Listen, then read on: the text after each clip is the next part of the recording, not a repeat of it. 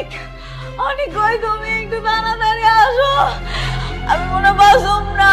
আল্লাহ,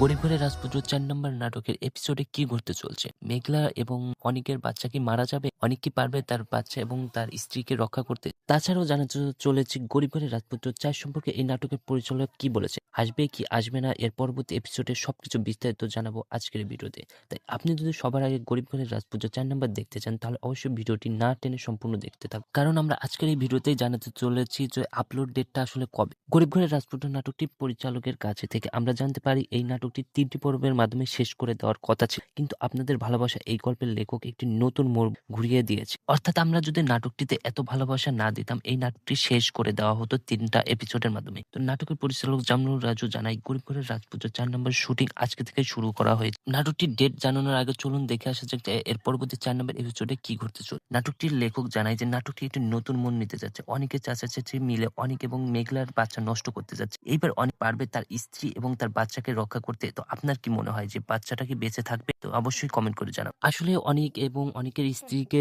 অনেকের বাচ্চাকে বাঁচানোর জন্যই এই পরবর্তী ৪ নম্বর এপিসোডটি সাজানো হয়েছে। এই নাটকটি ৪ নম্বর পর্ব দেখে আপনারা আরো ভালো লাগবে, এর জন্য আপনাদের একটু অপেক্ষা করতে হবে। তো গাইস, এখন বলা যাক যে এই নাটকের পরিচালক কবে আসবে এই সম্পর্কে কি বলছে। কবে আসবে এই সম্পর্কে জানতে আমাদের চ্যানেলটিকে সাবস্ক্রাইব করে বেল আইকনটি বাজিয়ে রাখুন। এই নাটকের পরিচালক জানায় নাটকটি আমরা ৭ থেকে ১০ দিনের মধ্যে ইউটিউবে আপলোড দেওয়া হবে। তারা এই নাটকটি শুটিং প্লাস ভিডিও এডিটিং করতে মোটামুটি ৭ দিন লাগতে পারে। তো আশা করা যায় আমরা এই নাটকটি ৭ দিনের মধ্যেই পেয়ে যাব। আমরা আসলে কনফার্ম ডেট জানাতে পারছি না। নাটকের পরিচালকের সাথে আমরা নিয়মিত যোগাযোগ করছি এবং সঠিক ডেট জানতে পারলে আপনাদের জানিয়ে দেওয়া হবে এই চ্যানেলের মাধ্যমে। তাই অবশ্যই আমাদের এই চ্যানেলটিকে সাবস্ক্রাইব করে বেল আইকনটি রাখতে পারেন। আর এই নাটকটি দেখার জন্য অবশ্যই আপনাদের বিপি এন্টারটেইনমেন্ট ইউটিউব চ্যানেলটি সাবস্ক্রাইব করে বেল আইকনটি বাজিয়ে রাখতে হবে। তাহলে আপনারা সর্বপ্রথম নাটকটি আপলোড হওয়ার সাথে সাথেই দেখতে পারবেন।